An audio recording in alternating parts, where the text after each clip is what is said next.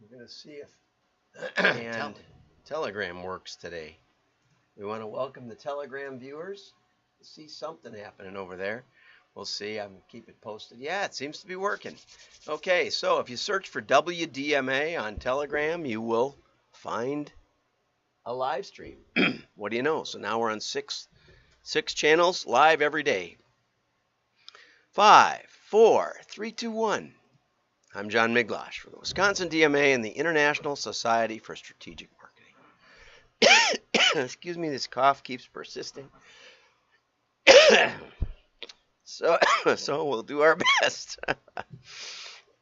And a special shout out to the Western Christians who celebrate Good Friday today. And in that spirit, we're going to give you something to think about. So let's get over to listen to Tony Campolo on a talk called It's Friday, but Sunday's Coming. Let's see if I can get this fixed better. There you go. Once a year in my church, we have a preach-off. White folks don't know what they are. You get about 5, 6 preachers and you preach back to back to see who's best. You never say that, right? You never say it. You say it's for the glory of God. And it was my turn, and I don't want to brag, people, but I was good. I mean, I started preaching, the deacons started yelling, preach, and the women were yelling, well, and the men were yelling, keep going, and I feed on that stuff. I kept getting better and better and better. I feed on that stuff. When I sat down, my pastor hit my knee. He said, you did all right. You did all right. I said, you're next, Pastor. You going to be able to top that? He laughed. He said, son, sit back. Because the old man is going to do you in. I didn't think he could pull it off. He got up, and for the next... Okay, we're going to continue it on at the end. Okay, so you got something to look forward to. And let's get over to the news. Okay, Ray Schultz, my friend, says marketers are overwhelmed by MarTech. And we've been in the kind of the MarTech thing for 30 years or so, maybe more, I suppose. I did my first talk on data and how you could use computers with marketing back in let's say 1984 maybe at the New York Hilton. And there were about 30 companies represented, including More Business Products was there, and LL Bean was there, and a couple others notables. And I said, this is a round table. We're going to share about how we use computers in marketing. And I said, first of all, how many are using computers in marketing? And not one hand went up. And I said, well, how many of you have a computer in the marketing department? And 2 of the 30 hands went up. And I said, well, okay, so this is going to be more me sharing what I'm doing with computers and not so much you guys. And we went on to sell hundreds of little spreadsheets to companies around the country and maybe the world. And from that, we built a database company and a modeling company. And to this day, we stand undefeated in many categories of customer segmentation. So if you're frustrated with your customer segmentation, you might want to give us a call because we make it straightforward. I taught Dick Cabela how modeling worked, much to the objection of his staff, who said that he would not like it, but he did. Okay, so 40% of MarTech is going unused, and 75% lack the technical ability to utilize the new technology. 50% acknowledge they're overwhelmed by it. Perhaps they should invest in more staff, which we talked about earlier in the week or last week, about how it's difficult to retain these people. 90% of those polled say their biggest marketing investment will be in technology, and only 10% say they'll invest in people. 30% say they can't fully utilize what they have, but 34% plan to buy more.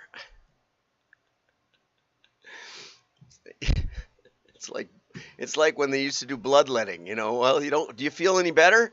No, well, we got this whole bowl of blood. We better take more. Then you'll feel a lot better. Okay, 76% are communicating with customers through personalized multi-touch email and multi-channel communications, but only 9% are providing hyper-personalized one-to-one customer journeys. One problem seems to be too much data. Yeah. Well, I wrote on that in the early 90s. Drowning in Data it was called, and I think it's up on YouTube. I mean, it's up on LinkedIn. That article. I've got about 35 articles up on LinkedIn, but I haven't. They used to get thousands of views when LinkedIn specifically reached out to me and asked me to write, and then they got, dozens. So, hey, I can figure that out. CMOs are adding to their burden rather than easing it, and the vast majority are almost ignoring organization learning, and design completely. Yeah, sounds right. Okay, here's an excellent article.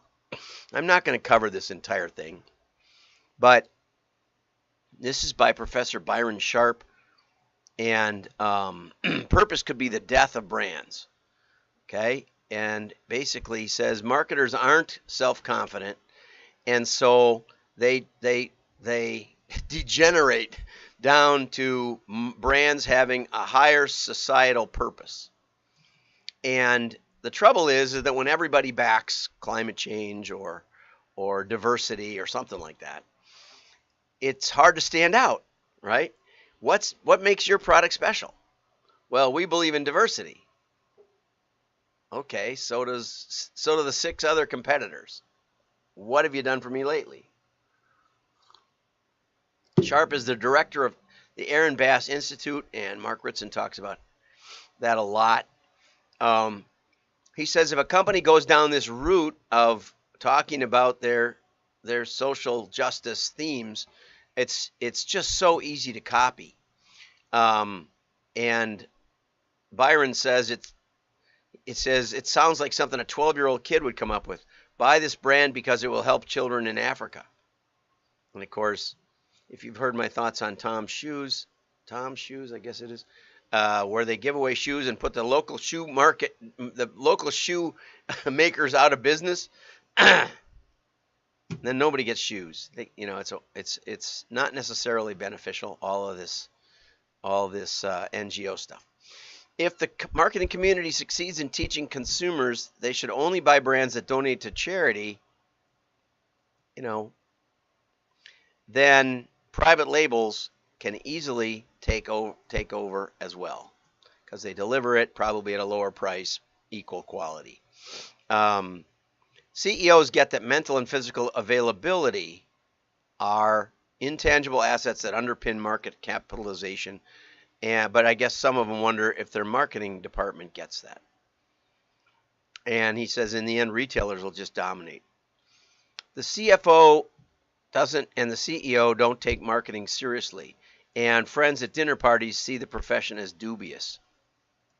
Yet the market economy is an amazing system and has lifted millions of people out of poverty. Actually, up until 2019, it had been 1 billion people out of poverty.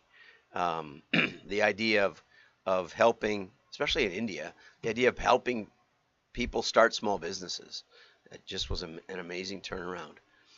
And then the government shut down all our businesses, put us all out of business.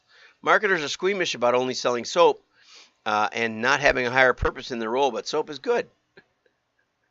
I think marketing is a fabulous profession, and they should have pride in it.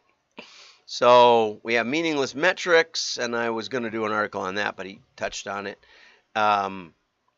And what growth really means is reaching people who not only have a low propensity to buy your brand, but they might not even be in the category. It's always expanding the circle. And we've been able to successfully expand the circle, in part because not everyone in the circle is equal, right?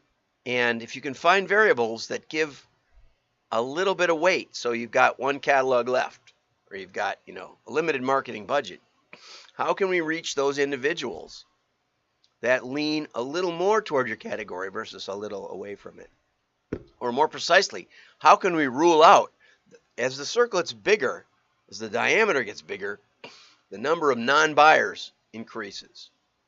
Maybe not the percentage, but probably the percentage too. As you move away from the target, the obvious target that you've been going after, as you move away from that, fewer and fewer people are interested in your product. So the key is often ruling out the people that aren't going to buy.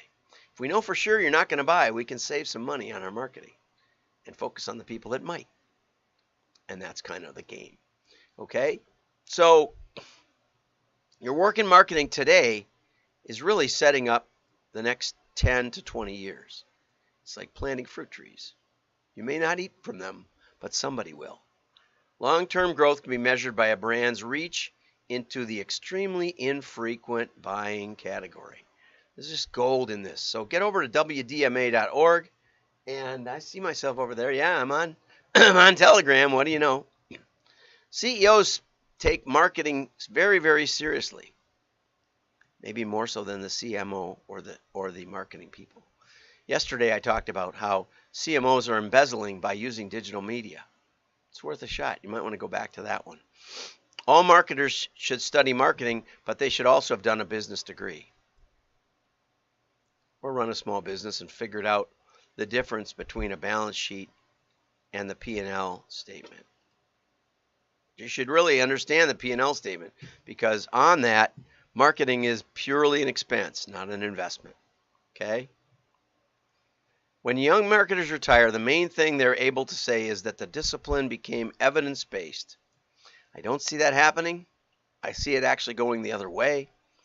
But I believe that we fought the good fight and we tried to drag you into it, and it can be done. And you can make a lot of money, and you can change the valuation of your company. Valuations are based on the future and how the market sees the future of your company. And for that reason, because marketing is forward-looking, accounting is cleaning up the history, but marketing is the view of the future. So let's get back to Tony Campolo and see what he has to say. Half hour, that sucker did me in. I couldn't believe it. He did it in with one line over and over again. It's Friday, but Sunday's coming. It didn't sound like much when he started. You guys often start so slow in low gear. It takes you about 5 minutes to get into high gear. Friday, he said Jesus was dead on the cross. But that's because it was Friday. Sunday's coming. Somebody yelled, keep going, keep going. That's all he needed. He took off. Friday people are saying as things have been, so they shall be. You can't change things in this world, but I'm here to give you the good news. It's only Friday. Sunday's coming. Yeah, you're getting into it. We got to dehunkitize the rest of this group. Friday they're saying a bunch of old people meeting in the church on a Saturday morning cannot alter things in their communities and in their state and in their world. But here gives the good news. It's only Friday. Sunday's coming. Now, let's get into it, people. Let's hang loose. I'll give you one more shot. It's Friday, and they're saying a bunch of Baptists who are limping into a meeting cannot go out energized, ready to invade their communities with the good news of the gospel and the power of the Holy Spirit. But I'm here to tell you, it's only Friday. Sunday's coming. He went on like that for an hour. When he finished, I was exhausted. He ended that sermon yelling at the top of his lungs, Friday! Without hesitation, that whole congregation yelled back, Sunday's coming! That's the good news, people. Are we ready to leave this assembly and go back to our churches and mobilize our people to invade the community? And are we as individuals ready to say, my primary citizenship is in the kingdom, and I'm going to live according to the values and the lifestyle prescribed by Jesus. I'm going to reject Babylon. I will not be conformed to this world. I'm going to be transformed by the Holy Spirit to live out the will of God in this day and in this age and in this time. And are you ready? That was rather weak. Let me try that again. Are you ready? The good news is then, it's only Friday, but... Well, that's something. You won't see that too many places, but it's Friday. and Sunday's coming. Happy Easter. Have a great day. Bye-bye.